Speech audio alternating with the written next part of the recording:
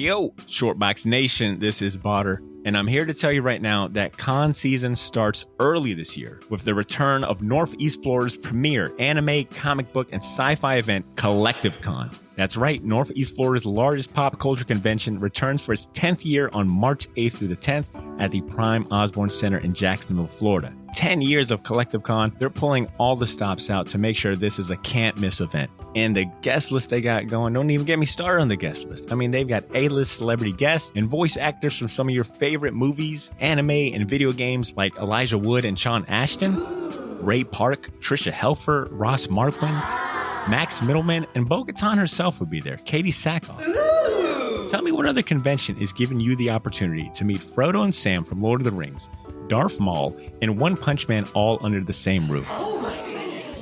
Only at Collective Con.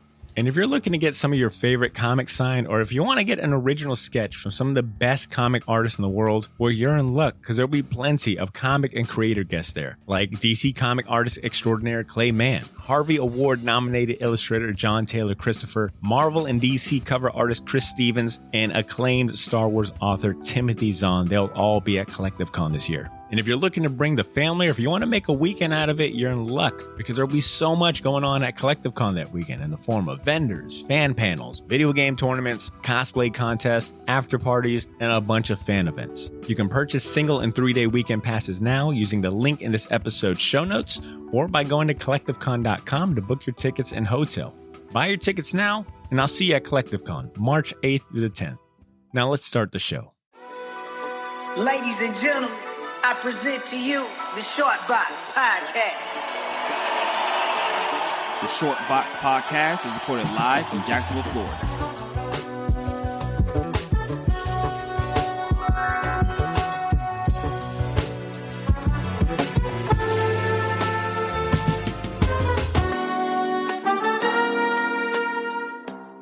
If you'll cheers with me to our soon-to-be Short Box mom right there. Congrats. Thanks. I had no idea that was a baby announcement when I first saw it. Oh, because the dogs are in it? Yeah, because I saw the dogs and I was like, oh, season 5's out in January? That's quick. These kids are getting old. and then I read the comments. I'm like, oh, okay. That's awesome. How you feeling? Oh, just tired 24/7. Weren't you tired 24/7 before? Oh, I was. Yeah, now it's worse. You know, let me start off with a little warm-up question here. Ashley, were you familiar with Savage Dragon at all prior to this episode? So working at the comic shop, I, put it in people's pull list every week or every month, but I had never read a single issue until this podcast. What were your thoughts on seeing the Savage Dragon covers week in and week out? And what was that fan base like? Because I have a feeling that is not even a feeling. I know that is a very dedicated fan base. Like, people that love Savage Dragon don't just love Savage Dragon; they live and breathe for that character. It's like Spawn. I mean, it was a small fan base, but like super dedicated fan base. Like, those guys came in and picked up their books, ride or die, because they really wanted to read Savage Dragon. Well said. Yeah. I found there's that savagedragon.com website, which was really helpful as far as like research goes. There is a Savage Dragon dedicated podcast called Fincast? Savage Fincast. Yeah. Where they break down a bunch of, like, I think per issue or every issue. And those types of podcasts are very interesting to me, where they just like very much lean into a very specific niche. It's like, damn, I know for me, I look at it like, how many listeners could they possibly be reaching? But then you think like, well, clearly this book or this character has a dedicated fan base, and maybe it's I'd assume maybe up there in the high thousands. So if you've got a dedicated fan base and you have a product or a platform just for them, I had to change my mind. Like, no, that's actually probably pretty fucking lucrative. So what are we doing? We're changing formats? well, I guess my follow-up warm-up question is, if we had to change this podcast to a to basically be like a niche character podcast or a niche franchise, who would it be? Like, Ashley, if you had to pick just one character to dedicate this whole podcast to going forward, like week in, week out, we're just talking about one character or one title or series, who would that be? Who could you talk about that long? That's a big question. I would go with Swamp Thing. I like that answer. Just because A lot of material there. initially I wanted to go with one of like the newer Image books, but I feel like Swamp Thing's got enough history that we could keep it going for a while. I agree. That's a fantastic pick. Now I've got to The Swampcast debuting next week, folks. Change your format. Swampcast is good. Swampcast. That's a good one. That'll be a Patreon bonus. All right, Ed, what about you? Same question. That's to you. not bad. Man, It's that's actually a too very good. answer. It's actually the bar is now here. Actually. Yeah, that's way What are you too doing? high. What do you know? We that's not operate. low. We operate around like here. All right, like here. here. Bring it down. All right, Jeez. Ed, if you don't mind, you know what? I'll go ahead. I'll go ahead and think. Yeah, let me think about this. Because I was thinking maybe of something funny, but now I've got to go, I got to straighten out the tie because I actually threw the gloves down. I would probably try to do something like Daredevil. I think a Daredevil podcast could work. I think there's enough nuance there. He's been around long enough and some of the biggest writers, and he's got such, critically acclaimed runs. I think you could do something with Daredevil. And he's got a TV show, and it's Charlie Cox. There's so many ways we can go. All right, Ed, what about you? Oh, man. I'm going to, just for the volume of it, I'll probably have to, let me go across the ocean, guys. Let's take a trip. Oh, come on, man. I love a good trip. Let's go to the land of the rising sun. Let's get berserk and be a super bummer. Damn. Game of Thrones, except way more depressing. And I'd be really surprised if there isn't already a Berserk podcast, but my manga podcast knowledge is rather low. But that's a great choice. There's enough material there. yeah, A very dedicated fan base. one guy, that's his one signature work. It's a lot of history, a lot of world building to explore, a lot of, it's still unfinished, so you can even go into where this can go. Speculation, all that? Yep. Damn. Okay, so we just came up with three solid ideas. That Patreon, vote. Yeah, that might be better than regular short box. What have we been doing these last 10 years? Man. We've been leaving money and followers on the table. It just took 10 years to figure it out. That's all. Sometimes it takes a while. It took us 10 years to figure out. Slow learners. And now we're all like growing up, having, families and shit like that. All right. Good timing. All right. How about we go and get started with this episode right here and allow me to go ahead and welcome the Short Box. Let me address the listeners. All right. Yo, Short Box Nation. Welcome back to the podcast. This is episode 366. And if the title of this episode didn't give it away already, which, all of our episode titles normally give away the theme we're talking about. Today we'll be talking about Eric Larson's Savage Dragon. And that's because we're celebrating the 30th anniversary of Image Comics by talking about one of the 6 original titles that helped form the foundation for one of the largest comic publishers in the industry today. If you're tuning in for the first time, welcome to the Short Box Podcast, aka the official community of the best comic book podcast in the multiverse. My name is Botter, and I'm so happy to be able to say that I'm joined by the rest of the crew today, all right? In the studio with me, sitting to my left is Edmund Danzart. What's up, Ed? What's up, man? Calling in on mic number 2 is the most humble published comic book creator you'll ever meet. It's Ashley Laney. Hoy, what up, Ashley? Hey, doing good. Ashley, not last episode, but the previous week, the last time me and Ed and Warren were on, I went ahead and did the honors on your behalf, of course, and, announcing to our faithful Short Box Nation, our listeners, that you were expecting, that, you were bringing in a new life into this world. Told them to go ahead and reach out to you. Hopefully you got a lot of love, a lot of messages congratulating you. But I have this idea that I wanted to run by you live on the mic, Ooh. all right? We're always, I don't know if I can say this with a straight face, but we're always talking about, ways to elevate the Patreon, give back to the listeners, and, just give them unique rewards for being such diehard and dedicated, loyal listeners. And I was thinking, Can I guess where we're going? Yes, you may. What do you think? Where do you think I'm going? Let them name the child. Yes! Is that what we're doing? That's what I was thinking, too. They're cheering, Ashley. They want it. Ashley, they want that privilege. That's for elite Patreon members. Oh, Yeah. Matter of fact, Ashley, if you want, I'll create a whole new tier that's like $100 a month or however much you want, right? Yeah. But I think that's a privilege that no other comic book podcast We'll set up a poll and everything. I think they deserve it, honestly. All right. Well, Shortbox Nation, you heard it here first. Patrons, be on the lookout for that poll happening soon. She's really into it. I was expecting me more too. pushback. I'm already like an early motherhood Ashley. All right? She's open to all my crazy ideas. You know what it is? She's not open to the ideas. She's just too tired to fight back. She's like, whatever the fuck you guys want. Whatever. Yeah, just roll with it. Just roll with it. All right, and listeners, you will notice a distinct lack of Cesar. He couldn't join us today, and I'm really surprised. You know, it's not. I know that he's busy raising a newborn, right? He's got a new baby girl. You know, he's a busy dad, and I think it goes to say that if he could have been here, he would have, because we are talking about one of his favorite topics in the whole world. We're talking about 90s comic books today, all right? Extreme. If he had a choice, he would be here. He would absolutely be here. So big shout outs to Cesar. We miss you, buddy. And since we're on introductions, I think it's perfect timing to ensure all of our new listeners know a few things before we really get going. For starters, we've got the video version of this podcast up on YouTube. We've been posting a lot more video content on our channel on Wednesdays, so the same day that the podcast drops. So if you like behind the scenes stuff or watching your podcast, subscribe to the Shortbox Podcast YouTube channel. And if you really want to take your support for the Shortbox Nation to the next level, you can join our premier Patreon community to be counted among the Shortbox elite, aka our favorite fans. All right, look, we love all of you that tune in week in and week out and support us and follow us and all that. But I mean, there's no secret. We love our Patreon community, right? They're our favorite fans.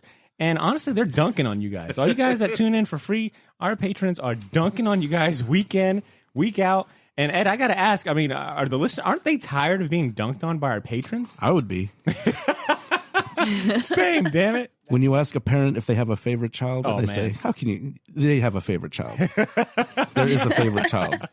Anyone with brothers and sisters will know that. Absolutely. So our Patreon community is our favorite children because they help us keep the lights on. They help us pay some podcast bills. They help us keep this thing going. They help us keep it growing. And they help us pick the topics we talk about, today being a prime example. Speaking of patrons, we need to welcome a new member of the community, Ed and Ashley. Let's go ahead and give a warm welcome to Brian Tessitore, all right? Oh, Tessitore. Hopefully I didn't fuck that up. If I did, Brian, it's part of the charm, all right? You're used to it. Brian is a prime example, right? He's the newest member of our Patreon community. He's a prime example of someone just being tired of being dunked on, all right, by the Shortbox elite, and realized, well, I can't beat the patrons, but I damn sure can join them, and that's what he did. So, Brian, thank you so much for joining our Patreon community. It's a pleasure having you, man. Listeners, you know, if you want those kinds of accolades and privileges, in addition to early access to everything we do, plus bonus shows, become a member of our Patreon community at patreon.com/theshortbox, or click the link in the show notes. As my idol from the Everest commercials used to say, joining our Patreon community is easy. Why are you making it complicated? It's easy. All right, so maybe he wasn't talking about these Shortbox Patreon specifically, but my point still stands. It's affordable, and you'll get a bunch of rewards in return, and it means a lot to us. All right, so check it out yourself. Smart business advice aside, let's get on to the main event. We've got things to talk about. And talk about one of Chicago PD's finest and greenest, the Savage Dragon. Just like 99% of all of our Comic Spotlight episodes, the main topic of today's show was selected by our Patreon community based on a theme and candidates proposed by our very own Edmund Danzard. Hey. Ed, when you came to me with the theme, you mentioned that you wanted to spotlight one of the original 6 comic book series that debuted in 1992 that, you know, formed the foundation of Image Comics. My question to you is, did you expect that we'd be talking about Savage Dragon, or that Eric Larson's creation beat out other, you know, extremely well-loved 90s Image Comic series like Rob Liefeld's Youngblood, Todd McFarlane's Spawn, and Jim Lee's Wildcats? I'm kind of surprised. I'm kind of not, because I think we've covered a lot of those other guys, but I don't think we've talked too much about Eric Larson. So it might be just a thing of, we've done a Todd McFarlane spotlight, we've done a Jim Lee spotlight. I would figure, like, I guess just process of elimination, it would be, Youngblood or Savage Dragon. But yeah, I'm surprised it won like that handily. Like, it was, he ran away with that. Savage Dragon won 64% of the votes. Spawn was like a 20%. And poor Jim Lee Wildcats is like, it was so low, even the poll was like, don't worry about it. He ain't winning. Got a participation ribbon. He's in charge of DC. I'm surprised. I'm pleasantly surprised, is what I'll say. Because to your point, we've probably praised Todd McFarlane and Jim. Hell, they both had, Jim Lee and Todd McFarlane both got a dedicated spotlight. It's one of our best played episodes. Our boy Rob Liefeld, called into the show to congratulate us on our 300th episode. If you haven't heard that already, it is facts. You can go check it out for yourself. Pronounce my name wrong and all that, but it's all good. It's Rob Liefeld. All right, I'm not mad. Ed, do you mind telling us or talking to us briefly about the importance of Image Comics celebrating 30 years? Right, debuted in 1992, still going strong. I think the business model has changed for the better throughout the course of the last 10 years. But talk to us. It's definitely changed for the better, and it's something that I'm surprised survived, like the speculator crash.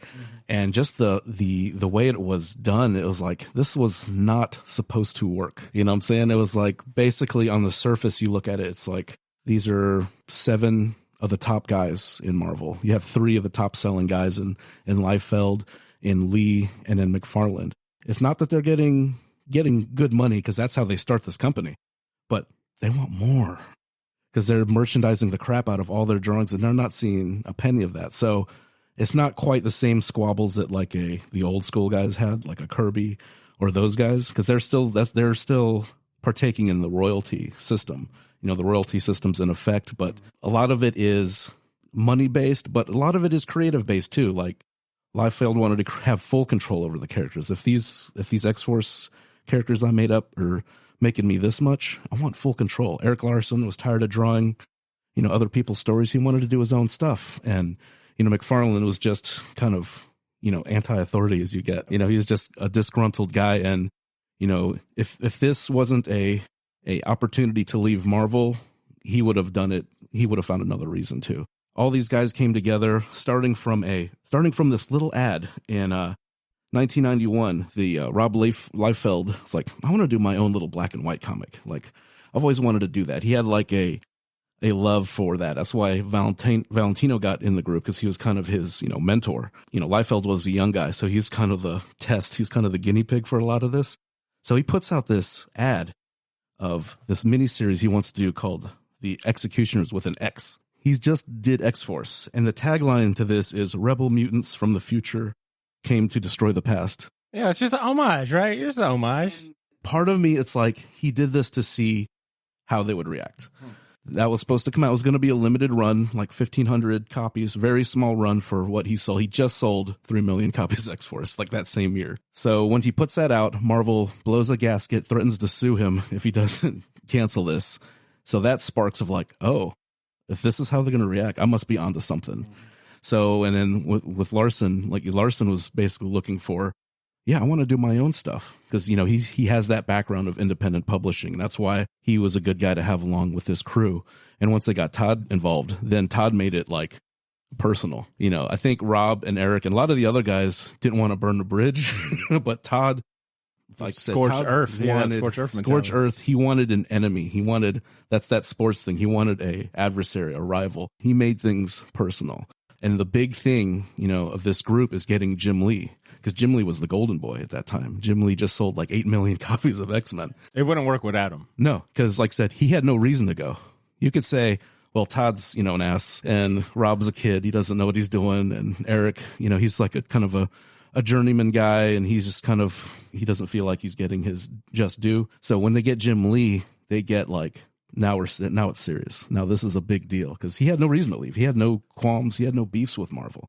It's always like if you can get the nice guy in the group, or like the teacher's pet to join your cause. That's the back. That's maybe like the last little backing that you need. So, and the fact that they come together, a lot of drama. Image isn't like one company. Image is a splinter group of everyone has their own studios. Only thing Image owns is the logo and the name. So you don't really have that camaraderie. You have everybody with their own agendas, but kind of on the same page regarding some things as far as creative control and not editorial, not getting in each other, staying out of each other's way, and not having anyone tell them what to do or how to do it or to change things. They want to do what they want. So that whole thing doesn't seem like it will work, at the time. It's like, but it works. They had enough of star power, and their name held enough weight. The star power, when they drop these early titles, they're still in like 1 million copies, 2 million copies. Eric Larson even said like the check he got for the first Savage Dragon paid his house off. Damn. So I'm sure that sold. Jeez. And like I said, Larson wasn't at that top tier, but he was super popular because he's following McFarlane on 2 Spider-Man titles, and that's when he starts getting some traction. So, like I said, it's crazy that it worked once you kind of read about how tumultuous it was. They were like stealing people from each other, stealing artists, stealing colorists. They were like raiding each other's talent. Silvestri was going to be part of Jim Lee's studio. He takes like half his guys and moves off to like Santa Monica or something. It's wild. The whole Image story is wild. And the fact that it's survived through, I would say, Valentino and Larson being the publishers, bringing in different people, non-superhero stuff, and basically making it what it is today, like a creator-owned, like a imprint that succeeded where so many have tried and failed, especially like in the 80s, like your First Comics and Eclipse Comics and even like Epic Comics. It's crazy that it survived over the years, and just looking back on the variety of titles that they've had, you know, it's pretty impressive. Well said. On the topic of Image, Ed, how could we overlook the fact that we have a published comic creator that has worked with Image and you're part of the Image family? You're right. Like, come on, man. What's Todd really like? Just the dirt, actually. Jokes aside, in a few words, I would like to hear what your thoughts on Image Comics as a publisher and what they mean to, like, you know, independent creators and allowing, you know, comic creators to own a piece of the pie.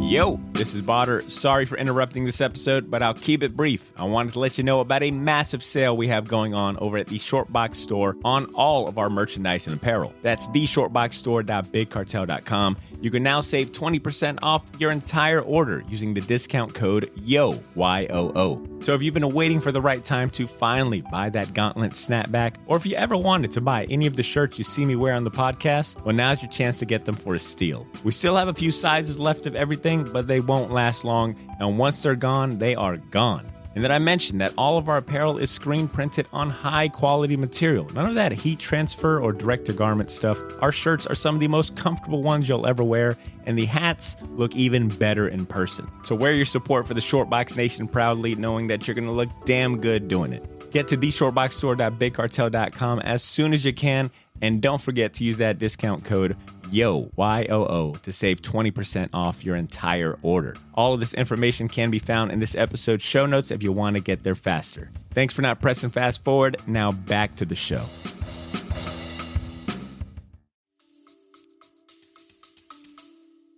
You know, as many conventions as I've been to, everybody talks about how they have the best deal in the industry. So that's why all these creators go there with their original stuff, because they know that Image is going to take care of them and not screw them over. Because of that, they've put out, I could say, my favorite comic book titles that I've ever read. I mean, you just have to have a lot of respect for these guys. As much as I'm not really a fan of Spawn and Youngblood and stuff like that, like, you just have to have respect for them and like what they've built. And you can just see how they treat creators. And I think that that's why they're going to stand the test of time and continue to grow.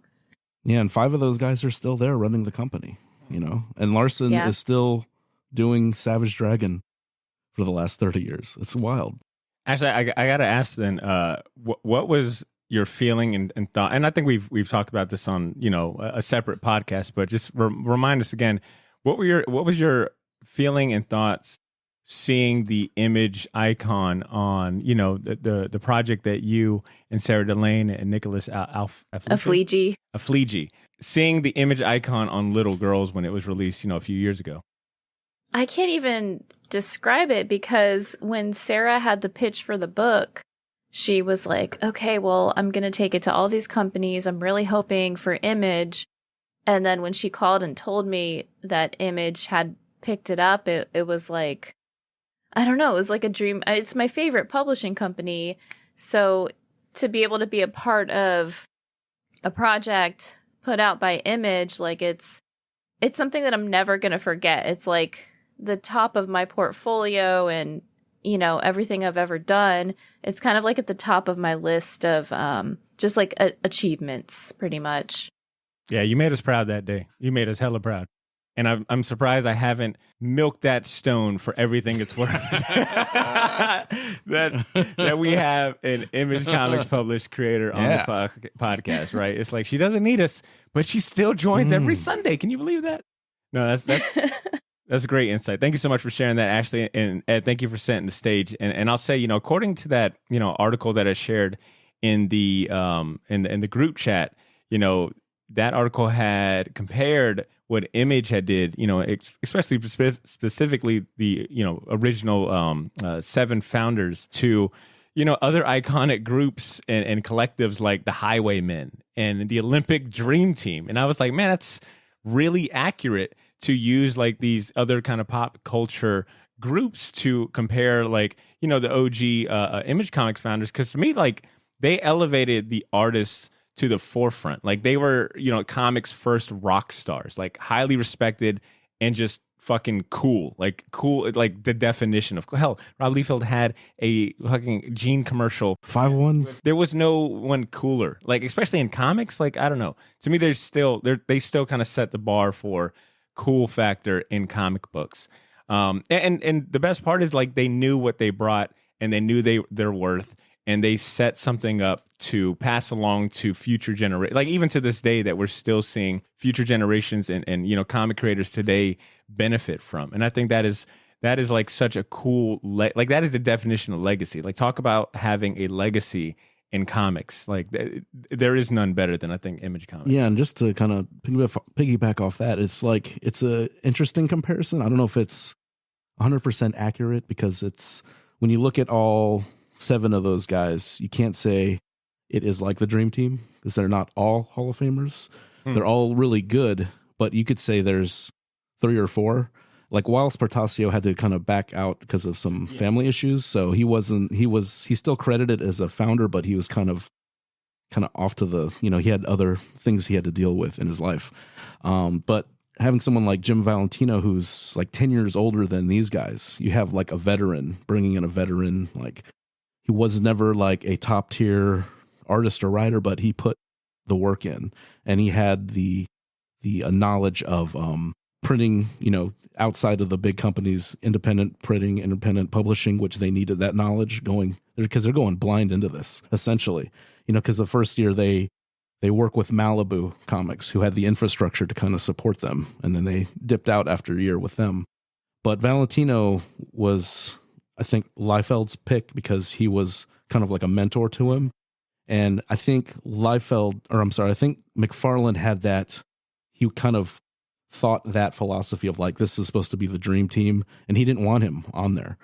So he's like, this guy's not on our level. Yeah, get this old guy out of here. Yeah, so he's not on our level. And they're basically like, look, this isn't for just who's popular. This is for everybody. So it kind of like, set those rules right off the bat too. I'll give you that. And I agree. I guess, you look at like Valentino and so even I feel like Silvestri deserves way more credit than what I'm about to give, but they were kind of like the Chris Mullen and Christian Latner of the Dream Team. That's fair. In saying that, not saying disrespectfully at all, but I say that to say that they might not have been as big as Lee or McFarlane, but everyone played like their role. They all had a role and they were really good at what they brought. Yeah. So thank you, Ed, for setting that up. Let's go ahead and dive, get a little more granular and talk about today's main topic, which is Savage Dragon. The homework assignment for this episode was to read the first couple of issues of Savage Dragon, which is essentially collected in the easy-to-find Savage Dragon Volume 1, Baptism of Fire. I think it's like $13 on Amazon. I'm sure I would be surprised if there was not a comic shop in the U.S. that doesn't have, those first couple issues of Savage Dragon. Ed's holding up the trade paperback for those of you watching on video. Yeah, the weird thing about the Baptism of Fire, it is kind of a recut of the originals. That's right. It is not page for page. It's not a reprint of issue 1, 2, and 3. I understand that like some of the pages are moved around to tell a more cohesive story. Yeah, it's more cohesive. He doesn't start and then flash back. He kind of does it in almost timeline order to make it, I guess, easier to understand. Because just back to back, because I was reading it and then I still have my originals from when I was a kid. Smells like the 90s. So like man. Teen Spirit over here. And I was like, wait a minute. I don't remember, why is this here? I don't remember the first page being this. So I like them both ways of storytelling for different reasons, but I think this as a book is more cohesive, but comic to comic, I like the original. Good stuff. All right, so the solicitation for the first volume of Savage Dragon, just kind of setting up the groundwork for any listeners that haven't read it in a while or aren't familiar, but the solicitation reads something like this. Chicago. A criminal mastermind called Overlord held the city in his terrifying grip. Ordinary cops were losing the battle against Overlord and his super freaks. Then a miracle happened. Freaky. Yeah. Then a miracle happened. When he was found, he had no memory of his past. Lieutenant Frank Darling helped him find an identity and a life. Now they have a fighting chance. Now they have the dragon. Savage Dragon, for those of you unaware, he is near invincible. He's got a healing factor. He's extremely strong, and he's got amnesia, right? They kind of definitely lean in on that aspect of him, not knowing where he's from, why he's a dragon, why he landed on Earth. Readers actually didn't learn the dragon's true origin until almost 13 years later in like 2005 when Eric Larson he actually told the story of Savage Dragon being an emperor for an alien planet that was set on conquering Earth, but his plans got foiled by some scientists that basically gave him amnesia and planted false memories in his mind. I think the dragon's real name is like Kurr or Kurr or something like that. The theme and topics in these first few issues deal with the police as an institution, superpowered beings, crime, and racism. Was there any other themes or major topics that you guys noted? Not really, because it is like your serious like 90s action movie. Well, I mean, it's not an Alan Moore book. It's not a lot of deep things. There's some little tropes where like the old style of superhero to the new superheroes, like the Super Patriot, and you kind of get like a little bit of that Watchmen where the Mighty Man, the Shazam type character in the book basically they found out his secret identity and killed him because he's old. Now he still can be Shazam and young, but he's in real life he's old.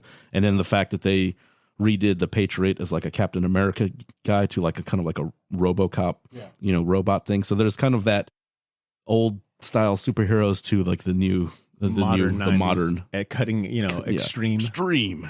Extreme was taken, so Savage works. Yeah. I think one of the best descriptions of Savage Dragon that I it's not my own, but I love it so much I'll use it here. But I read somewhere online it described as the John McClane of comic books, like Die Hard in comic book form with a fucking green dragon, a green dude with a fin. Yeah, which I love and I think is accurate. Ashley, how many issues did you read, and then how did it sit with you? Did you like it? Did you not like it? It's like a Michael Bay movie. Like everything strong about it is in the visuals. I made the mistake of reading. I didn't read the first issue. I read that sort of prequel. Okay. Issue 0 with his origin. Like oh, okay, cool. Yeah, and I was just like shaking my head. But at the same time, like you just have to remind yourself, like not everything is meant for me.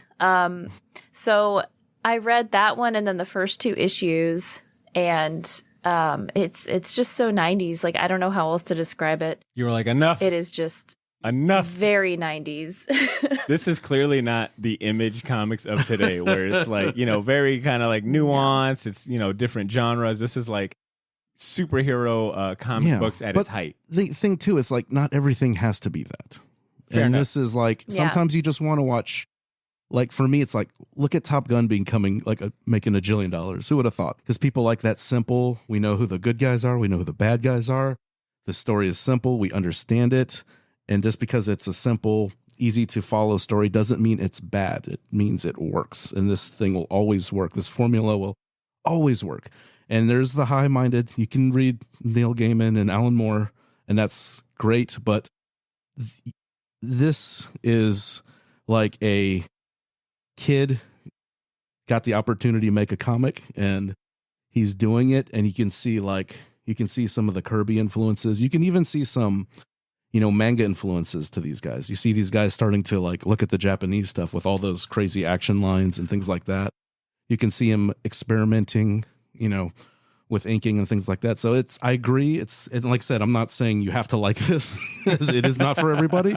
But as far as just a simple, fun, like the kid in me, when I was reading this, I love the fuck out of this, you know, because this is like perfect. It's like the first page, guy's getting punched in the face. You know, the second page, 2-page spread, punch in the face.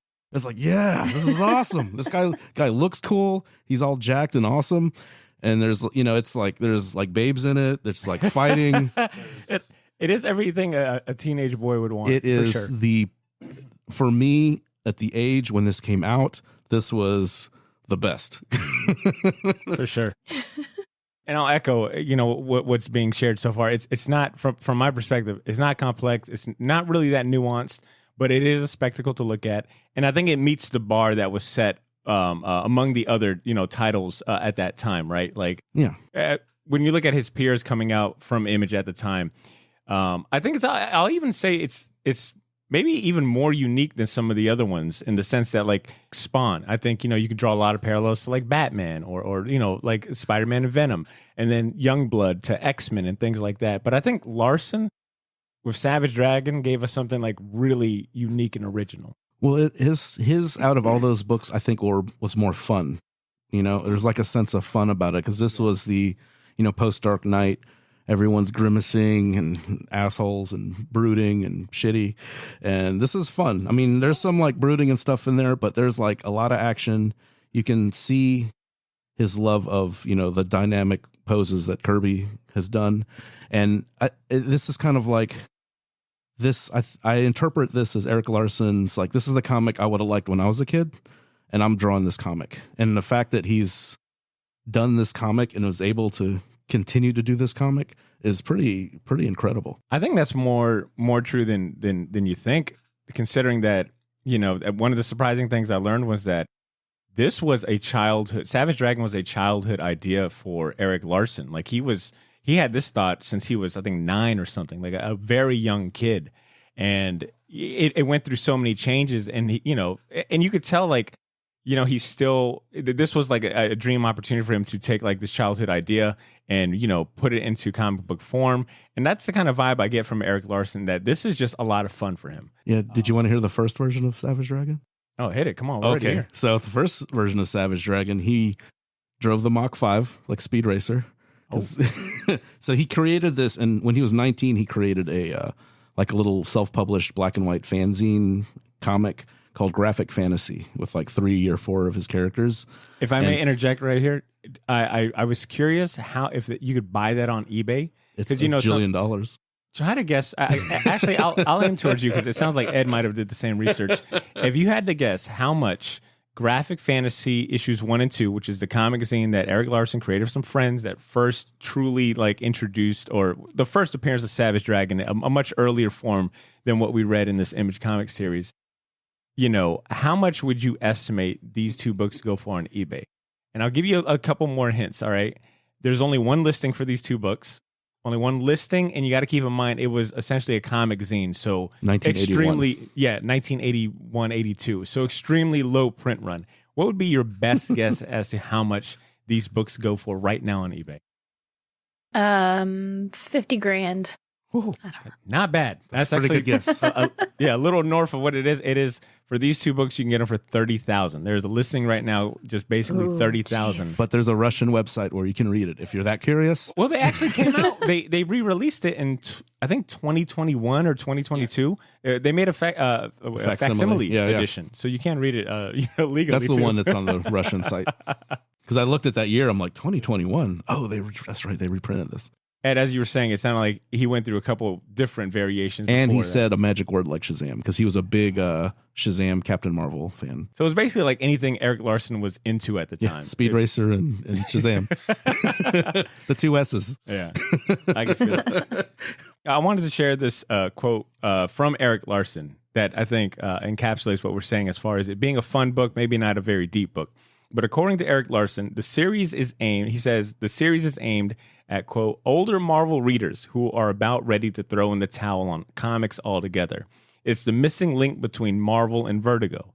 More mature than Marvel, but less pretentious than Vertigo. The kind of comics that he wants to read. This book is really self-indulgent, end quote. So, you know, Ed, you're bringing up his influences and things like that. and it's coming from the man himself that he is drawing and writing the comic books that he wants to read. I think there's something kind of charming about that. And these are artists, not writers specifically. And like I said, a lot of artists who are, self-proclaimed didn't do a lot of reading themselves. So expecting them to come with like a Shakespearean story, you're asking a lot. And the thing at the time was, it was and to a point, visuals, I think, sell the comic, and then the story is like the cherry on the sundae. Yeah. 'Cause I have a lot of pretty comics with dog shit stories in my collection. And I just don't think that was the whole attitude of these guys. There's like that punk rock attitude. It's like, don't tell me what to do. I'll do what I want. It's like, it's like they're kind of anti-authority, anti-establishment almost stance, but there's systems in place for reasons. And like, so when you don't have someone to kind of rein these wild personalities, these like super, aggressive, super like macho dudes, 90s extreme dudes, if you don't have someone to rein those in, this is what you get, for better, for worse. This is where the role of an editor is just shines. Yeah. It's like, this is what happens. And if they're hiring the editor is going to say, "It looks great, Eric, looks great, Todd." When am I never better? When's my $2 million check Can coming I in check, again? please? Oh no, it looks great. Perfect. Keep it going. Ashley, I love getting your opinion from an artistic standpoint, being the published comic artist. So, Ashley, from just purely art standpoint, what did you think about Eric Larson's artwork? Because he is credited as penciler, inker, and I'm not sure about the colorist. I think someone else colored some of those, but overall, he did everything. Thoughts on Eric Larson's artwork? I mean, considering what it is, I have no complaints because it's so dynamic and it fits the story perfectly. I mean, you're right. Like, he is an artist. He's not a writer. The art is like the absolute star of the show here. Mm-hmm. And there are certain panels like what is the name of that chick that just showed up at like police headquarters in like the first or second issue? The one that he saved, the brunette? Yes. Okay. No. Like the superhero one that was just like, I'm here to help. And oh, which one was that? Let me see the book. Book. All right, Ashley, continue. We'll get that name for you, Ashley. I'm trying to remember who was in that. But when she showed up, I was like, oh my God, like she's so 90s. And then it sounds weird, but just the way that he renders like butts. Like, did you guys notice that? No, like, go into explain. Please explain. Chef's kiss, right?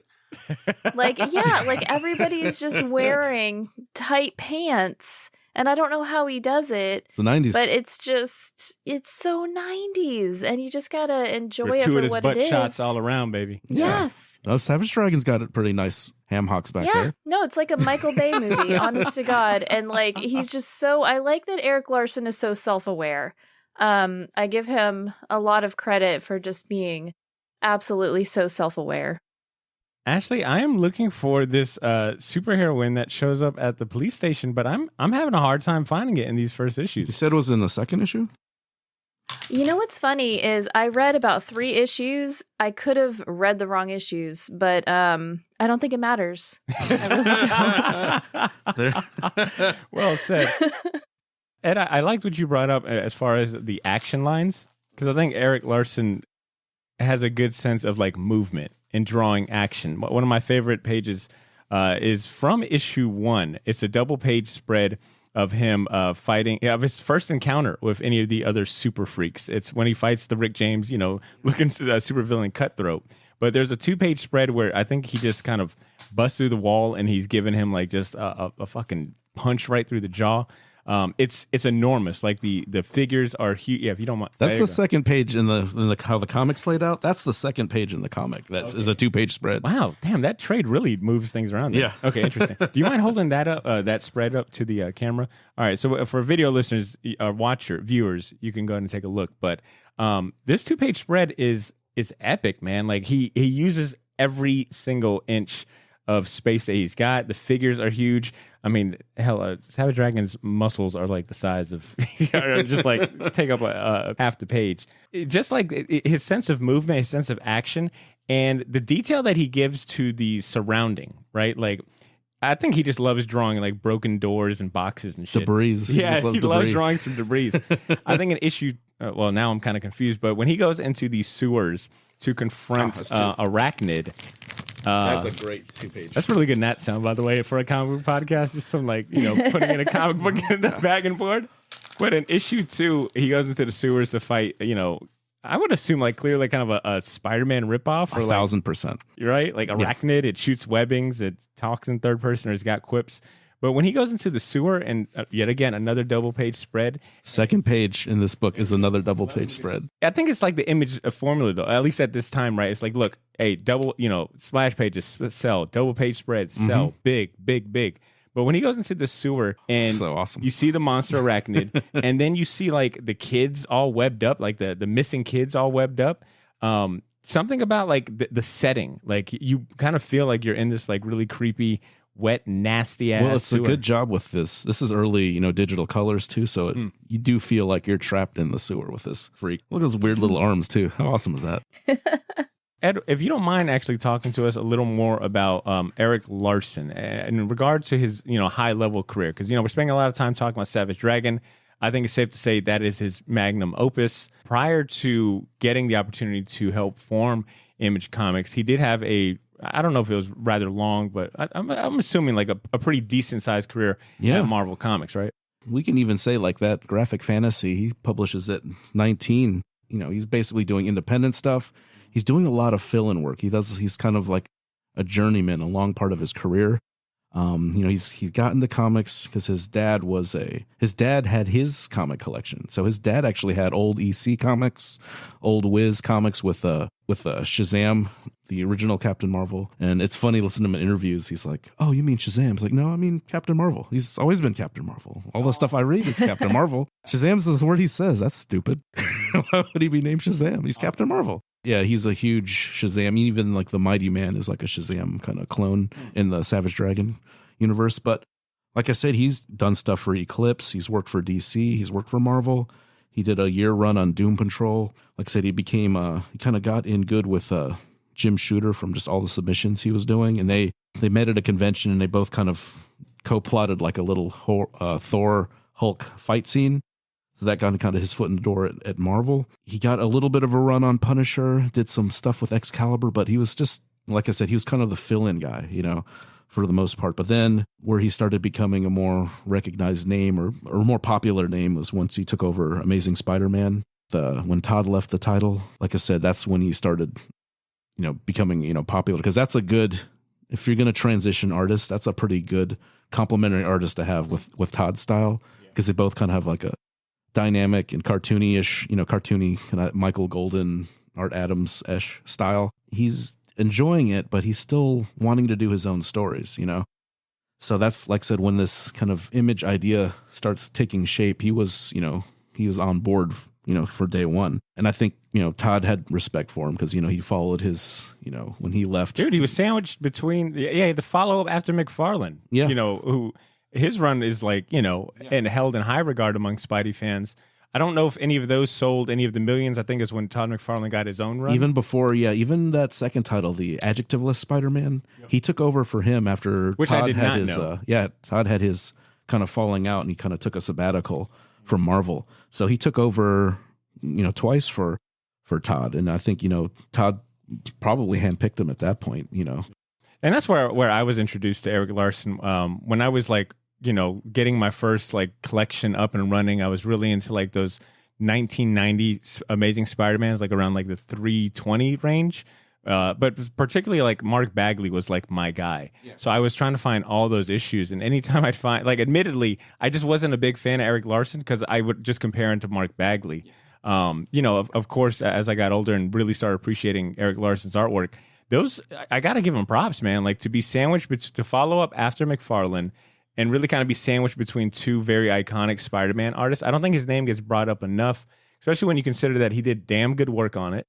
And some of his like artwork has graced like some of the more iconic Spider-Man runs from the 90s. Maybe not iconic, but definitely fun ones. Like he's the one that drew the the second, return of Venom after that initial appearance that McFarlane introduced. He came down with the monster features with the crazy teeth and tongue and stuff. He did Return of the Sinister Six, a Cosmic Spider-Man. That Doc Ock is sweet. His white suit Doc Ock, is a pretty cool version of Dr. Octopus. I feel like his career is rather streamlined. We've seen that story kind of before of like self-publishing to get the attention of the majors, hopping on the majors, using the majors to kind of springboard into your own career.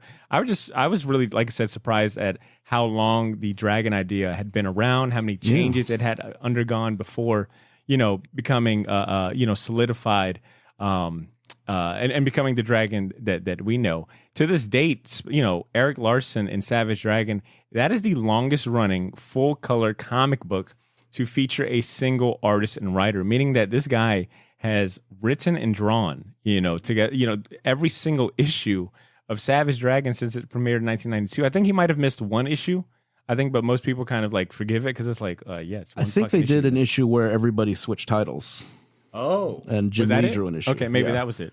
I always get confused like Savage Dragon and Spawn because they kind of hold similar records, but Spawn is, that has been published over 300 issues. So that's got Savage Dragon beat by a couple of issues, and that is the longest running creator-owned comic book in history, which is impressive in its own right. But when you consider that, Todd McFarlane hasn't drawn Spawn exactly. in There's years. a lot more hands involved with Spawn. He's got a team. Eric Larson's like... Yeah, it's him. Yeah, I do this at the coffee table. He does it, him, and he's got like a couple of the guys that he's been working with. I think he brought them over from Marvel, like his colorist and letterer and other people. But yeah, he's been running the show. And like I said, 2004, 2008, he was the publisher. So he's basically, I guess, essentially in charge of what titles are coming out.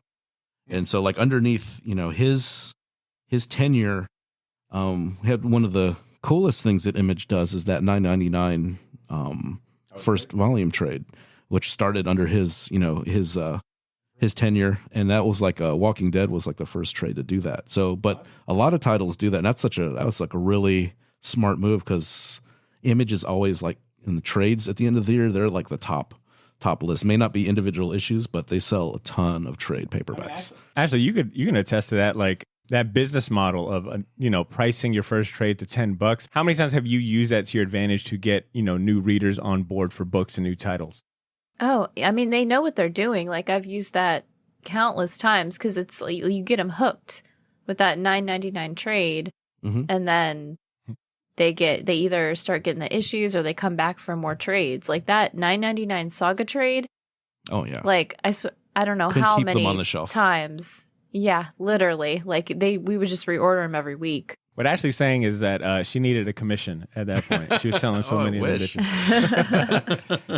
Thank you for sharing that. I wasn't familiar with Eric Larson's like publisher time and his accomplishments. Yeah, so and he cool. took over for Valentino, who was like the 4 years before him, and Valentino brought in a lot of like more independent non-superhero comics, and I don't think he did a bad job, but I think Eric Larson kind of like streamlined, kind of got a lot of the fluff out and kind of streamlined like more quality titles. So that both of those guys as publishers did a lot of basically helped Image evolve into what it is now. I need to take a page out of their book, and like what I should have done throughout the course of 10 years of Short Box Podcast is like every 3 years just switch host. So Ashley would have done like 3-4 years just to see what she would have done. Whoa. Ed for 2.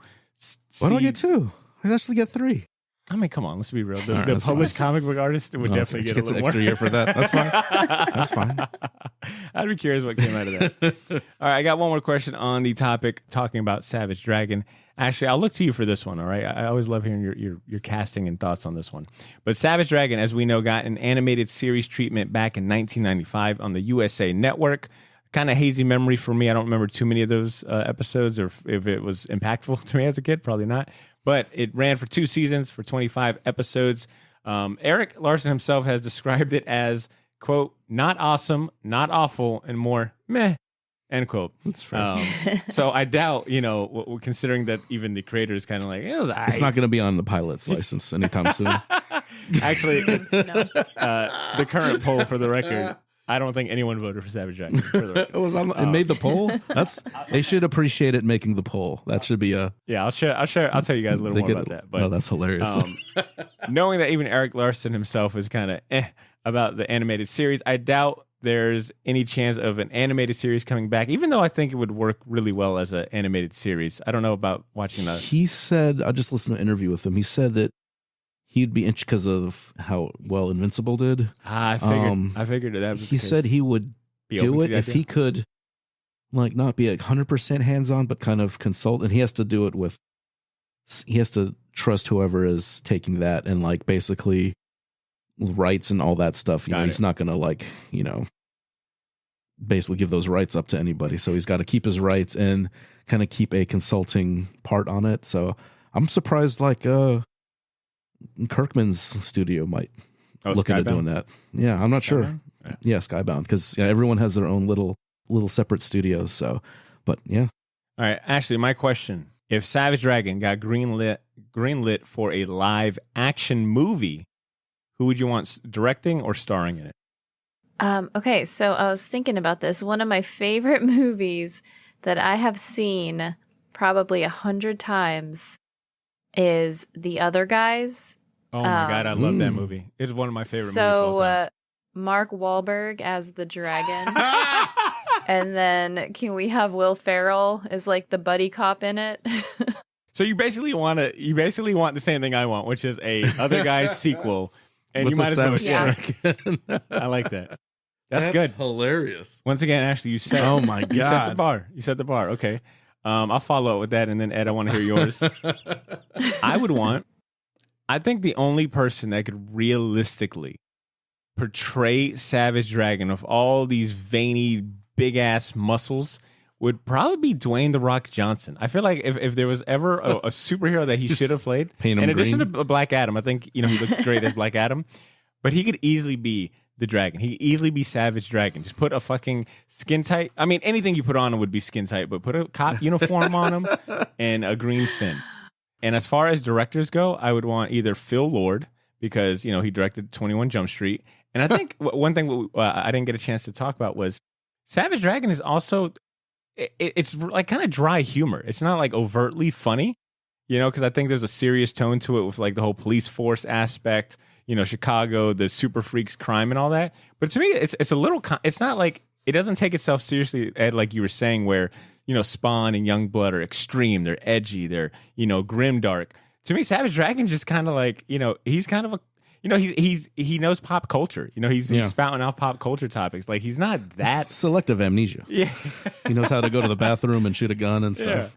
Yeah. He just doesn't know who he is. He's not such like a gray hero, right? Like he's a good guy and he's got heart. I think having a director that could bring out that heart and that kind of like underlying comedy aspect of it, or just it being fun, I think Phil Lord and bringing that 21 Jump Street vibe could do really well. Or I also had Paul, how do you say his name? Verhoeven, the director from RoboCop. Oh, that's what I was going to just a word. Yeah, I had great minds think alike. Yeah, man. Hopefully I didn't steal your thunder. But what were your picks? I'm thinking this is going to be CGI nightmare.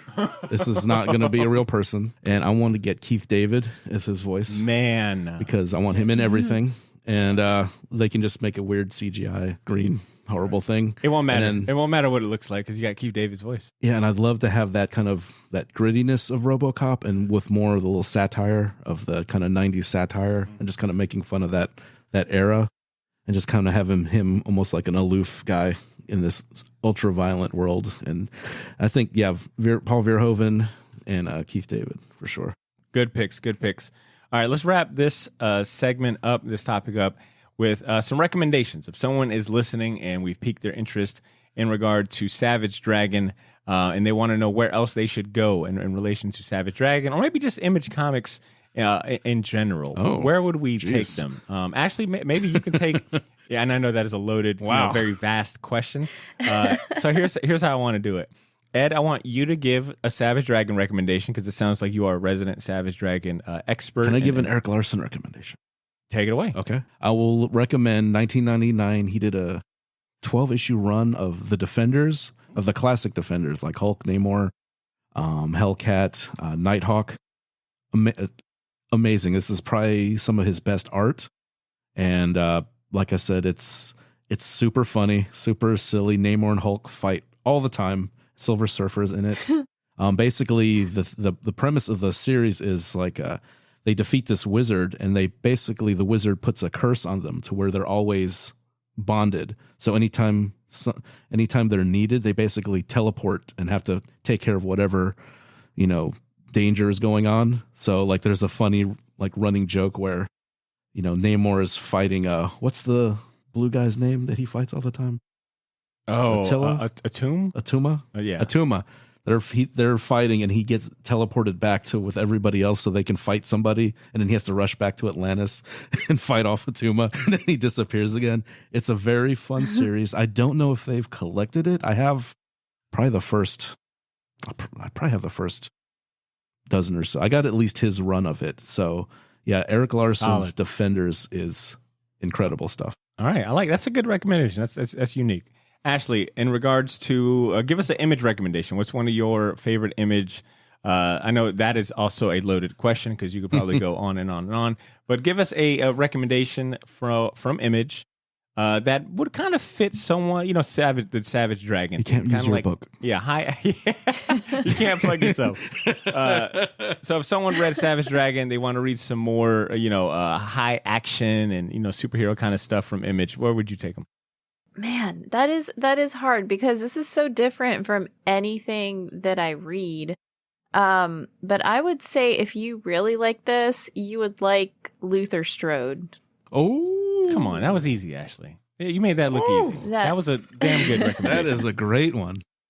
Now, I know I said that you weren't allowed to shamelessly plug your book, but I will shamelessly plug our episode of Justin Jordan, the writer of Luther Strode. Friend of the show as well. Me and Cesar interviewed him, I think 2 years ago or something like that. But that episode of interview was fantastic.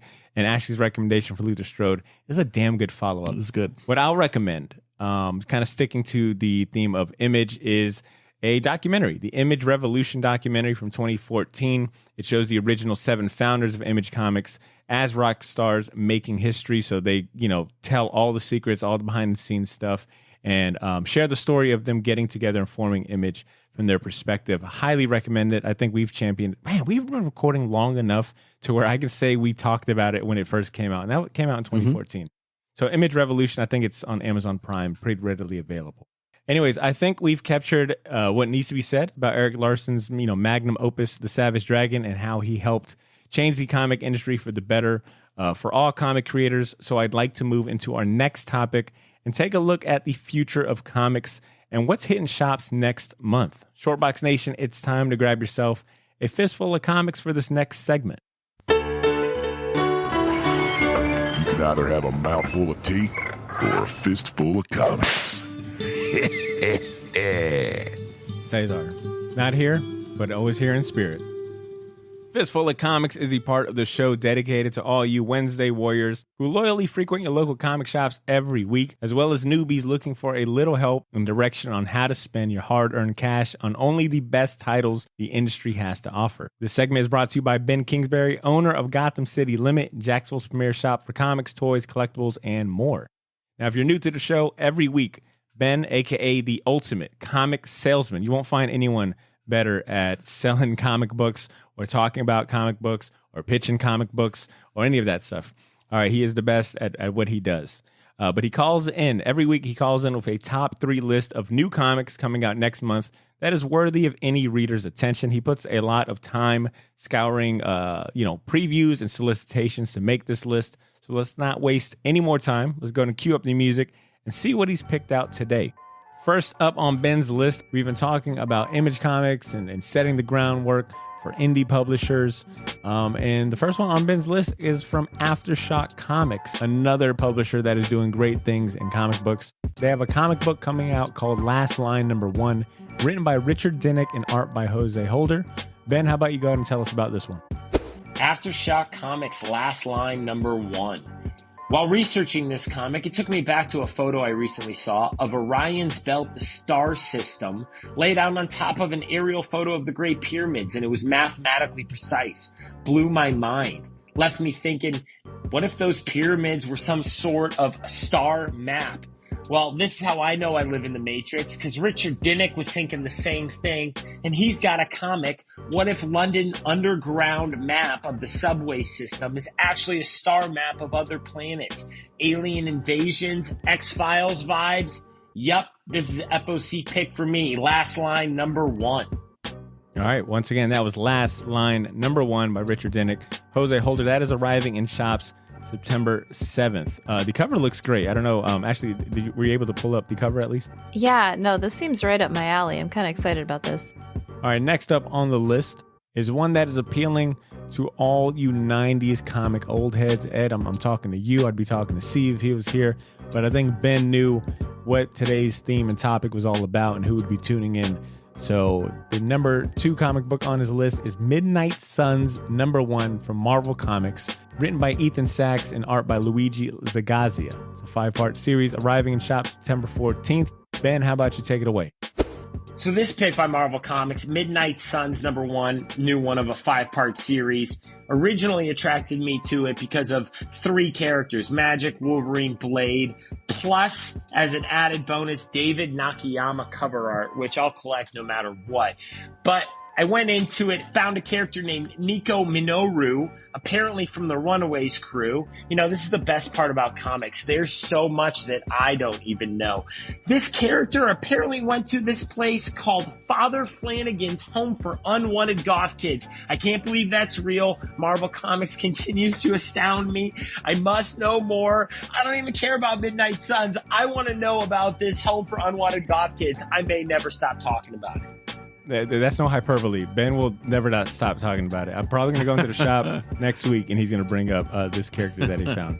Love the enthusiasm. Thank you so much, Ben. Once again, that comic book was Midnight Suns number 1. All right. If you were a fan of Midnight Suns from the 90s, I mean, who wasn't? It was like Andy Kubert on the artwork, but a bunch of like all the badass characters. They are relaunching it with this new series. It's going to be a 5-part series. It's arriving in shops on September 14th.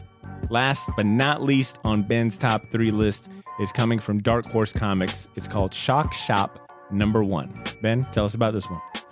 And finally, Dark Horse Comics, Shock Shop number 1. What a great name of a new horror series. However, try saying that 5 times fast.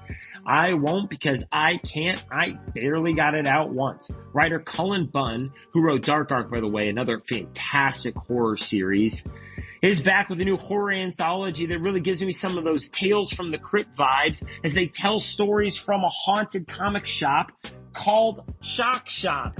Speaking of Shock Shop, maybe that's what we'll call the limit around Halloween.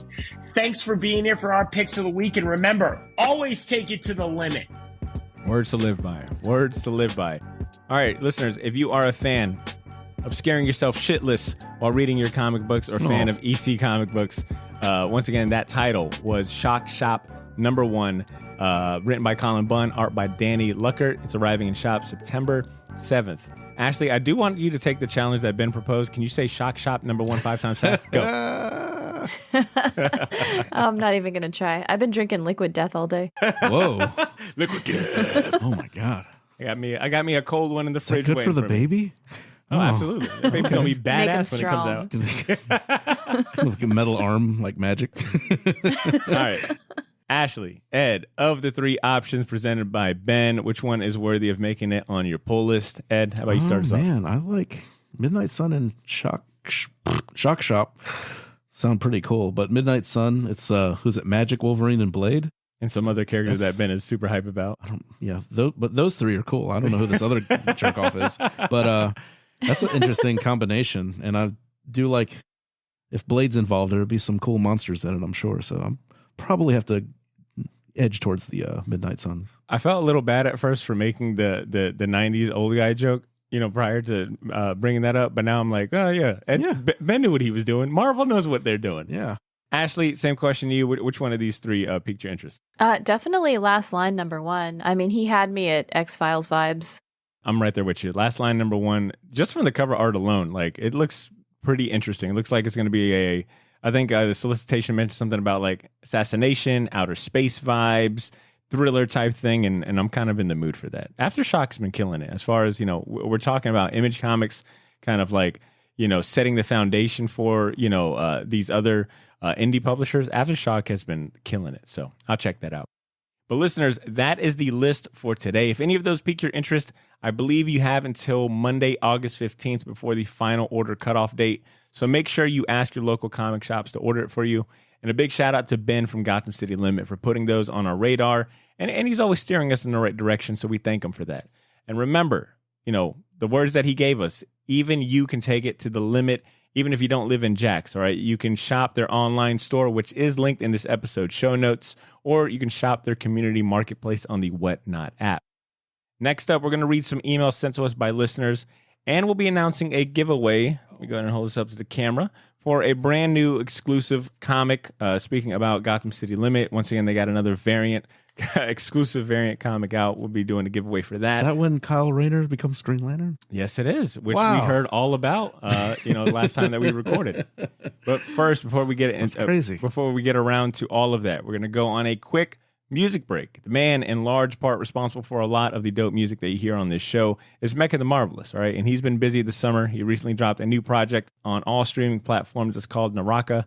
I'm going to go ahead and play the title track for you, and then we'll be right back, all right? So stay tuned. I've been in the hood for way too long. Need a bitch like Tinashe when I'm way too on. I ain't here with your blinds, boy, I'm way too gone. Telling you who you are just like it ain't you, huh?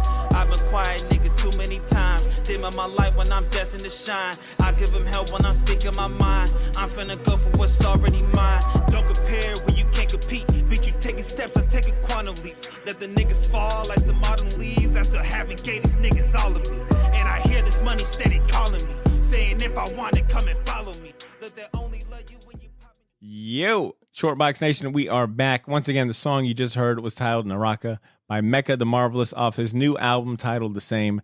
Go stream that on Apple Music and Spotify and wherever else you listen or buy music. I think it's safe to assume the music really adds a certain level of production and quality to the show. So show your support to the folks that provide us all that dope music, specifically Mecca the Marvelous. All right, check out his new project. Now, before we announce the giveaway details or share our top entertainment picks for champion season, we've got some emails from listeners just like you to get around. All right, so these are listeners that were like, you know what?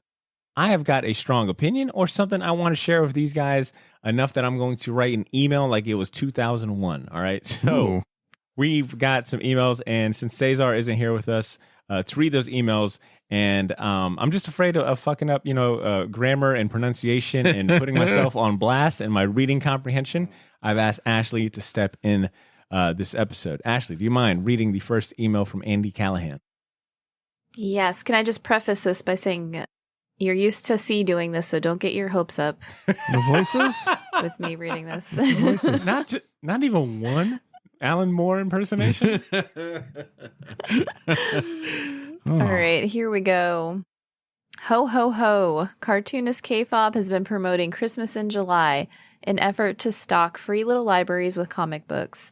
I bought some comics, GCL, and Ben gave me a bargain when I told him what they were for. And my wife made sure I didn't give anything rated mature, so no Red Room comics. Enough humble brag. Last episode you mentioned Lone Wolf and Cub. I haven't pulled the trigger on the manga yet, but I have watched all the movies on HBO Max currently. The movies are a fun watch, but a little more explicit than expected. Stay gold, AC from JB. That's AC from Jack's Beach, for those of you that don't know. I like that. I know, actually, because that's your hood right there. And I know why you like it. But I want AH from JB. Huh? Ooh. I don't know if we. I think Andy's got that. Oh, he's got that. Okay, my bad, Andy. It sounds better, yeah. We got to figure something out for Ashley. But okay, so what did he mention in his email? Okay, so Cartoonist Kayfabe, they were doing the little library initiative where you were where they were encouraging their viewers to put cool comic books in those little libraries that you see all around town. I think there might be one in my neighborhood. I might go stuff it with like Red Room. All right, I'm gonna do the opposite of what Andy did. I'm gonna find just some raunchy manga, some heavy metal. Kids got to learn. Now, I think I've got plenty of comic books to go stuff in a little library to go make someone's day. So that's pretty cool.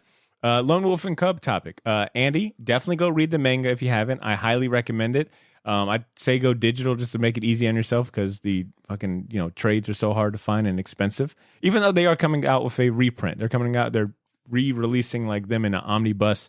So either wait for that, read it digital. I know for me, I'm going to start the movies hopefully here soon. I know they're all on HBO Max, I think. Yeah, you just said it. Yeah, okay. Got it. Clearly wasn't. Missed that part. But anyways, Lone Wolf and Cub is awesome. Andy, thank you so much for writing in. Ashley, I'm going to interrupt you before we get into our next email because we did get a question via a DM on Instagram, right? And it came from a new listener, right? This is someone that has recently just started listening. They reached out via Instagram and wondered if we can, if you could send in a question that way. I said that is fine, which I guess I need to go and let everyone know that if you want to send us a question or, quote unquote, write into the show via Instagram or Twitter, feel free to do that, right? You don't have to always email, but we'd like that. We like a good old email, right? Mm-hmm. Okay, so this comes from new listener Adam H. Leslie. He wants to know, I'd like to hear your collective thoughts on the upcoming Netflix take on Neil Gaiman's The Sandman. I'm assuming he's asking about the Sandman Netflix series. Just dropped this week. Yeah, that dropped yesterday, if I'm not mistaken. Mm-hmm.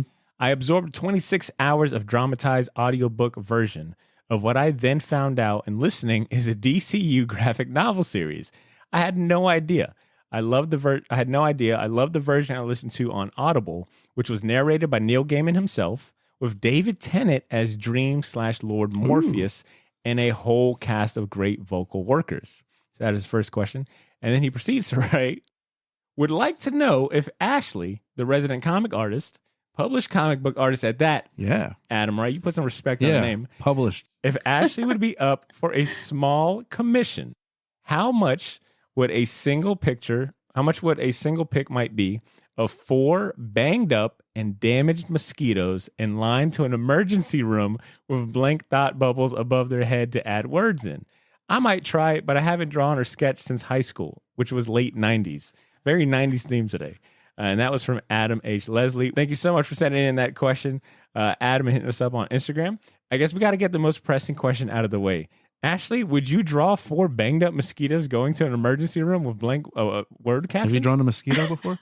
I don't know if I have, but honestly, I was a little worried when you told me that, we were going to wait and see my reaction, but I have just been asked for things so much worse. Not so bad, right? Like on a scale of 1 to 10, 10 being extremely interested and excited, how curious and excited are you about possibly doing this commission? I mean, I'm going to put it at a 5 or 6 because I'm not afraid of it. I'm a little worried about what's going to go in those thought bubbles.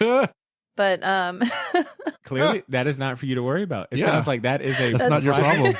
All you got to do is get set up the canvas. And if I'm not mistaken, Adam, if I'm reading Adam's message kind of right, he's kind of giving you a blank check. All right. So, I mean, the ball is just in your like court. Those thought balloons or word bubbles. Yeah. Okay. So I'm down. I might not sign it. If you wouldn't mind sharing the purpose first, so that way you can make sure you're not implicated in any crime. Putting pornographic pictures in those bubbles.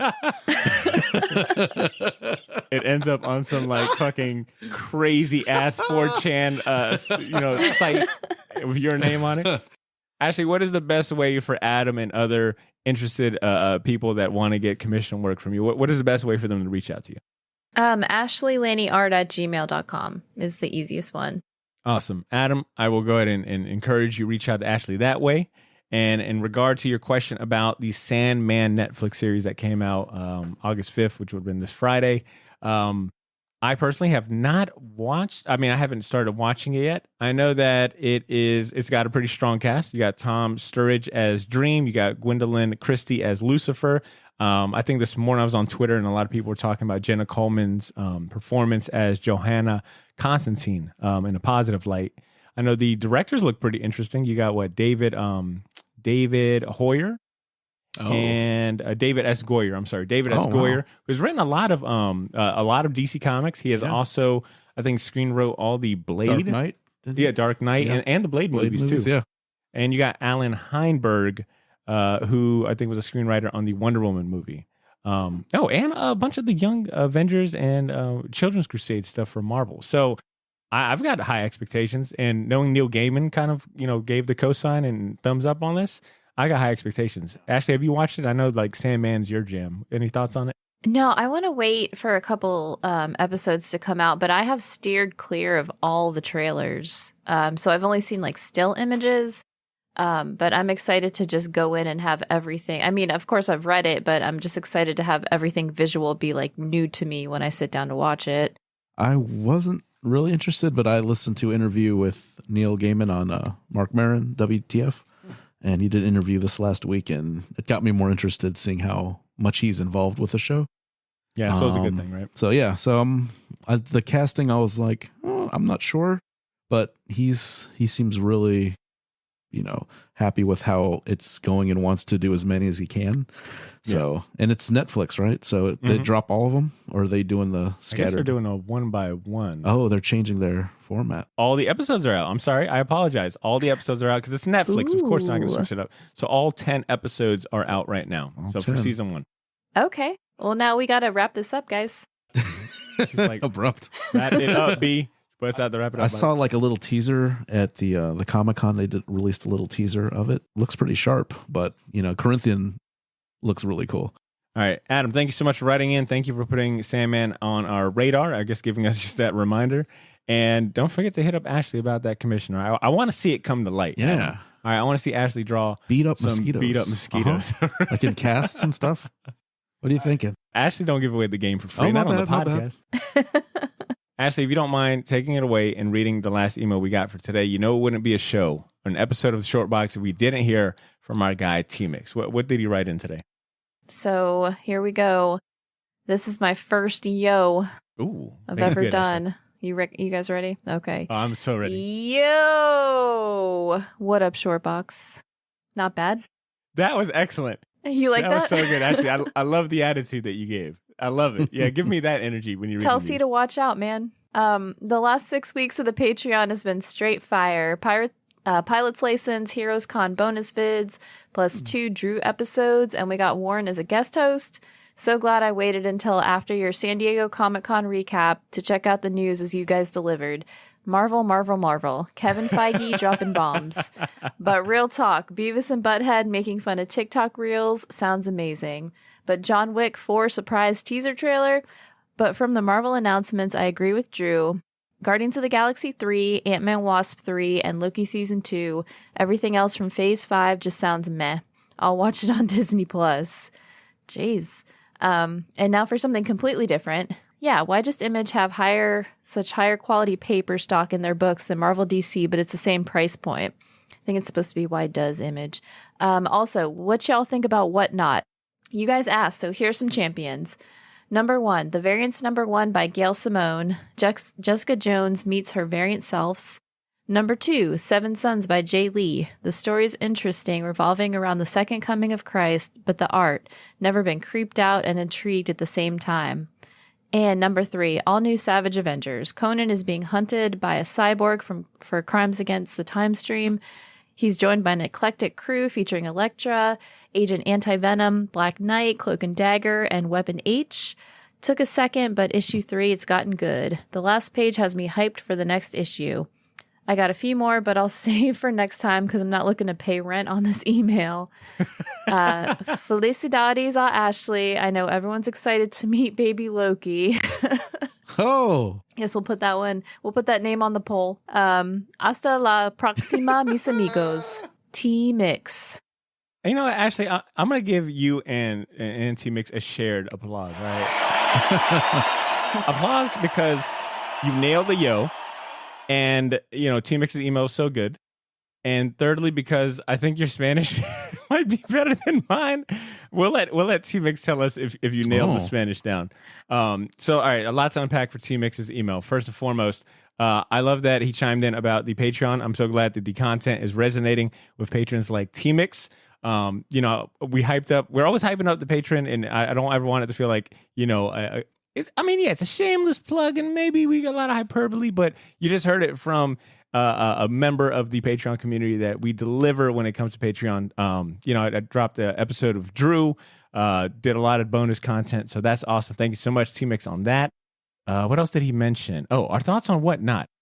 Funny you bring that up, T-Mix, because I just got approved to be a seller on Whatnot. I've been watching our guy Warren Evans, aka Bart of Darkness, totally kick ass on Whatnot, selling, Simpsons memorabilia and, like really building a community there that it gave me some ideas. And I think I'm going to try the same. I'm going to try to sell some stuff for my personal merch, build a community there, do some live auctions and shows.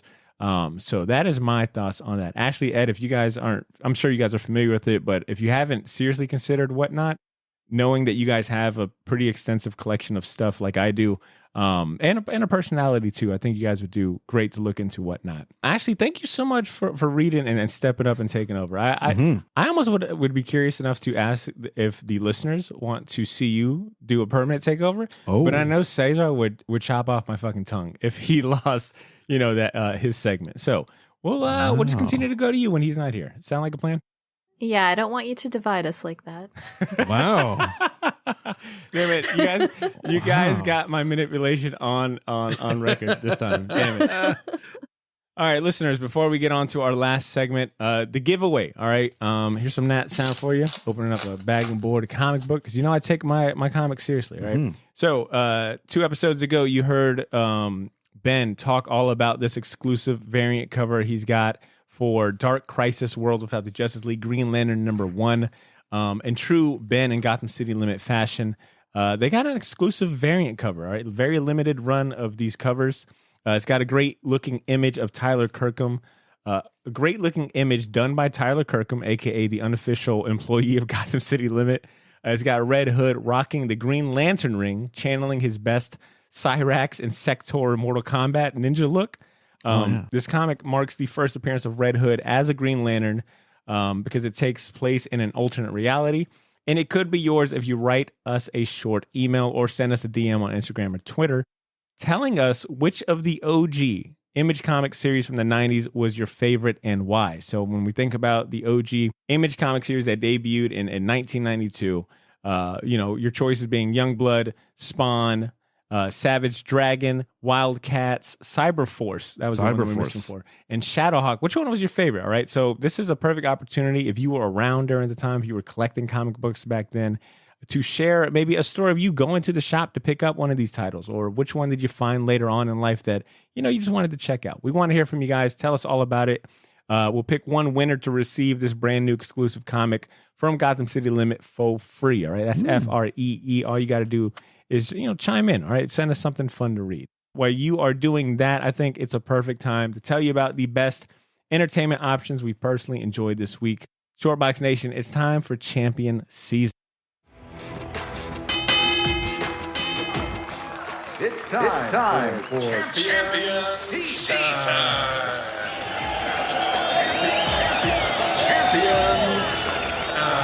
Champion Season is the part of the show where we highlight other worthwhile entertainment like movies, TV series, books, video games, and honestly anything else we personally recommend to our friends just like you. Ashley, you did all that reading. I'm going to go to Ed on this one. Ed, if you don't mind kicking us off, what are you going to champion today? Oh, man, I got a couple. Like I mentioned it earlier, answering the email question, but the interview with Neil Gaiman and Mark Maron, WTF, I think it's the latest episode that dropped this week. Very good interview. Definitely recommend listening to that. I gotta recommend these new Oreos that came out. Let's get serious here. It's been so long since we championed food or non-entertainment. There is a limited edition Neapolitan Oreo, like a chocolate vanilla strawberry with waffle cone cookies. I'm telling you, I don't believe it. I'm telling you. I just picked them up today. They are real and they're delicious. I ate like half that box already. I'm adding this to the grocery list. Solid. How are you gonna find? What else do you got? I feel like you just dropped the mic. I'll do a comic one. I'll bring it back to the theme of the show. I just picked up the Volume 1 omnibus of the Nocturnals. Dan Brereton. We're getting close to spooky season. It's his kind of monster. It's like Pulp Heroes, but kind of like a monster themed, pulp action heroes. He has if you ever seen his work, he does really, really cool watercolor work. And like I said, this is a big Dark Horse book, oversized, 9x12, 320 pages, $30 retail. You could probably get it cheaper, used somewhere, but really good collection. And it's a nice hardcover. that you can actually open and read, that folds open, so it's a very good volume from Dark Horse. There's a few of them coming out. I think there's 2 or 3 out right now. But if you like Nocturnals, if you like Dan Brereton's painted artwork, like he's worked for everybody. He's very distinctive. If you see his work, you'll know who I'm talking about. But I should have brought it, but I didn't. It's too heavy. But yeah, those are the 3 champions this week. With all due respect, I think the Oreos might be the winner of the trio. I'm eating the rest of it tonight. Ashley, can you take it away? What do you got at champion today? All right, so I've got 2 champions. First one is The Closet. It's an image book by James Tinian. It's only 3 issues, which makes it even more appealing. It's just about this little kid with just parents that are fighting and not paying attention to him, and he has this little monster in his closet. And I read the first issue, and I liked it, but I wasn't sold until I woke up in the middle of the night and went to get a drink of water and then kept picturing this little thing like running at me down my hallway. It like just really creeped me out. And you do one of those things where you just like jump into bed. And then the next day I called and I was like, can you add this to my poll? Because obviously it really had an effect on me that I wasn't aware of. But it's good. It's only 3 issues and 2 are already out, but I'm sure you can get them real easy, or maybe they'll have a trade come out soon because the next one is coming out, or the last one's coming out shortly. It's really good. What was the name of the series? It's just called The Closet. It's The Closet through Image, James Tinian and Chris O'Halloran.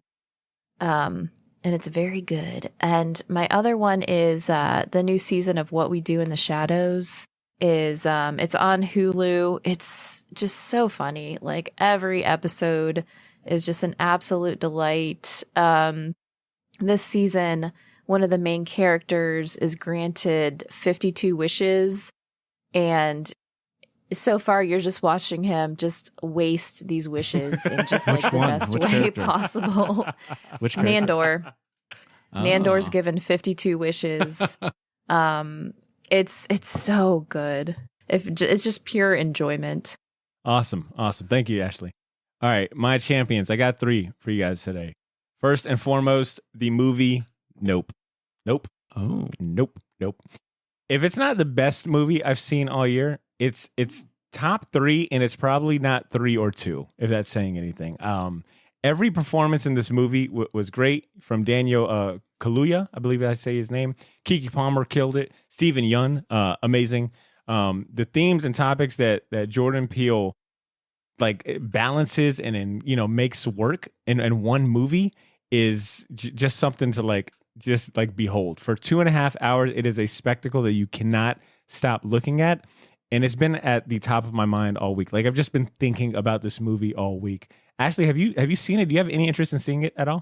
Alien movies really, really freak me out. So I'm going to see it. I just need to prepare myself for how I'm going to feel afterwards. You got aliens, a closet monster. That's probably a good approach. I'll say this. I've enjoyed the last 2 Jordan Peele movies. I loved Get Out. This Is Us was pretty good to me as well. So I knew I had to go watch this, because I really enjoyed Jordan Peele movies. But at the same time, the trailers made me think it was going to be a lot more gore, a lot more jump scares. So I was a little hesitant because that's just not really my jam, But I went ahead and saw it, and man, it just blew away every expectation I had, and has got me looking at clouds in a whole different way. All right, you ain't sneaking up on me. All right, for those of you that watch the movie, you know what I mean. So check out Nope if you've been on the fence on it about it. It's amazing. It's worth your time. The other thing I'll champion, and I brought this up in our San Diego Comic-Con episode 2 weeks ago. I had mentioned how Something is Killing the Children had won, I believe it won Best Limited Series, or it tied for Best Limited Series. And I made a joke. Bitterroot, right? Yeah, Bitterroot. Yeah. Well, I made a joke that, sometimes those Eisner Award winners and nominations are, that little nudge you need to be like, all right, I'll finally check out this series. It's getting critically acclaimed, blah, blah, blah. So I went ahead and went through with it. I went and read the first volume of Something's Killing the Children. I'm on the second volume. And before I proceed, I think it's only right that Ed and Ashley, I owe you credit for first putting this on my radar. I still had to win the Eisner, though. Still had to win the Eisner. It's like, I need both of you. I need 2 co-hosts' approvals and an Eisner award for our reading. I mean, look, my standards are rather high, all right? I don't care about 10 years of friendship and you guys knowing my taste. It is incredible. And I should have just hopped on it when you guys, talked about it. But for those not in the know, it is an ongoing comic book series created by James Tynion IV and art by Werther Del Adera. Is that how you say his name? It is published monthly by Boom Studios. It began in September 2019. The first arc, or this first run, recently ended of issue 25 of this year. The first 3 trades are available to read for free with a Comicsology Unlimited subscription. That's how I read. That's how I've been reading it. And I'm just going to read the solicitation because I won't do it any justice. All right. So here's my best attempt. When the children of Archer's Peak begin to go missing, everything seems hopeless. The few children that return alive have terrible stories, impossible details of terrifying creatures that live in the shadows. Their only hope of finding and eliminating the threat is the arrival of a mysterious stranger, one who believes the children and claims to be the only one who sees what they can see. Her name is Erica Slaughter. She kills monsters. That is all she does, and she bears the cost because it must be done. How fucking badass is that solicitation? And how great is a name like Erica Slaughter? Mm-hmm. Oh, man. I've been enjoying it like immensely. It's, my theme for this episode's champion season is that all of this, like... Potter's a horror guy now. Yeah. I've been hanging around you. I've been hanging around you and Cesar and Ashley so long, it started to rub off on me. Been thoroughly enjoying it. Everything you guys said about this being just such an immersive kind of story and having a certain tone and feel to it is true. And I am such a big Erica Slaughter fan. Like, I think she is such a cool character. And the last thing I'll champion is a video game, and that is Tony Hawk Pro Skater 1 and 2, the remastered edition. It came out in 2020, but it's the free PlayStation Network game of the month. So I had to go ahead and copy it because the word free was in front of it. And as the name suggests, it is the fully remastered version of 1999 and 2000's Tony Hawk. Who's the 90s old people now? Hey, look. Well, this is what we're technically kind of like 1999, 2000. Right, come on. But it is a remastered version of the classic Pro Skater 1 and 2. The soundtrack is still fun as fuck. I mean, Ed, you can attest. I've been singing Superman by Goldfinger. Were you singing? Was that what you were humming? I was humming Superman. I was like, are you humming Goldfinger? What is going on here? I've been like singing Police Truck by the Dead Kennedys. The soundtrack is great. And it is still as highly addictive and fun as the first time I remember popping it into my PlayStation 1 and thinking like, who the fuck am I? The next spin people know about this? Do not, but that might be the theme. That might be the theme for next month. Man, it is such a fun game. And I literally played it until I had blisters last night. It was like 12:30 and Blythe she was like, it's time to go to bed. You? It's time to go to fucking bed. I don't want to hear Superman by Goldfinger for the 19th time. So yeah, if you got a PlayStation and you got the PSN network, the PlayStation network, go ahead and download that game. It's super fun. And that is my champions, which brings us to the end of this segment. Shortbox Nation, I turn the tables on you. If you got a killer champion that we should check out and that you feel strongly about, share it with us. Stop hogging it, all right? Don't be greedy. Tell us about it. Don't gatekeep. Don't gatekeep. That was a little far. I mean, jeez. All right. Sorry, guys. Look, Shortbox Nation, tell us if you try out any of the recommendations that we shared. We'd also love for you to join in on the topic from earlier about Savage Dragon, all right? If you're a fan of the Finhead with a unique perspective to share, or you can help us kind of fill in some of the gaps we might have overlooked, write us an email or DM us on social media, okay? Don't forget about the comic book giveaway as well. All you got to do is tell us about your favorite Image comic series from the OG run. Ashley, Ed, I think we can consider this episode a wrap. These episodes are always way more fun when you guys are on. So thank you guys so much for finding time today. Hopefully next time we meet up, Cesar can join us. But Ashley, before we officially sign, seal, and deliver this episode to our listeners, would you mind doing the honors and providing some parting words for the listeners? What's the big takeaway that they should leave this episode with? All right. So maybe it's just because I'm hungry.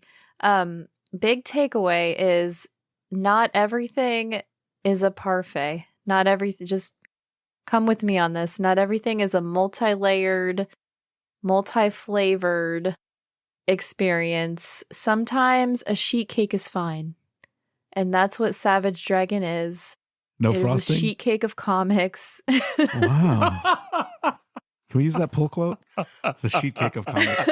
Ashley Lanning-Hoy. Published artist. Sometimes, yeah. Sometimes that's all that you're craving. Cake and icing. Just vanilla sheet cake. Sometimes that's all you want. All right. Nothing wrong with that. The Savage Sheet Cake. Savage sheet cake. You tied in Ed's food theme from his champion season. Now I'm hungry. With the main topic. I mean, if I was Eric Larson listening to this, I would even take it as a diss. I'd be like, you know what? That was so immaculately described. I don't think we're getting a nice tweet from Eric Larson like we did from Mike Allred. He should take it as a compliment, honestly. Yeah. Who wants to be a parfait? Right? Sometimes a sheet cake. It's too much going on. Yeah, exactly. Yeah. Sometimes I want to be a sheet cake sometimes. Excellent. All right. I think we good. Thank you so much, Ashley. Well, there you have it, Short Box Nation. Thank you for hanging out with us this week. If you enjoyed today's conversation, do us a favor, all right? Hopefully I caught you in a good mood.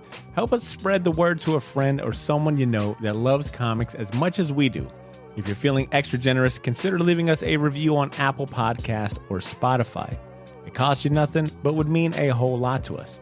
Next week, I'm talking with Jay Gonzo, a Chicano artist who has spent the past 25 plus years using his creative skills at ad agencies, toy and comic companies, design studios. He's been freelancing and also creating his own comic book title, La Mano del Destino, and publishing imprint Castle and Key Publications. It's going to be a fun interview, and that'll drop next Wednesday.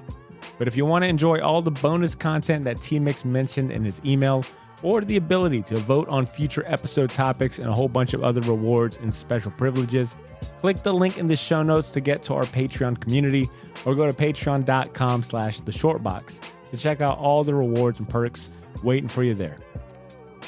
In the meantime, follow The Short Box on Instagram and Twitter if you aren't already for more comic-related content.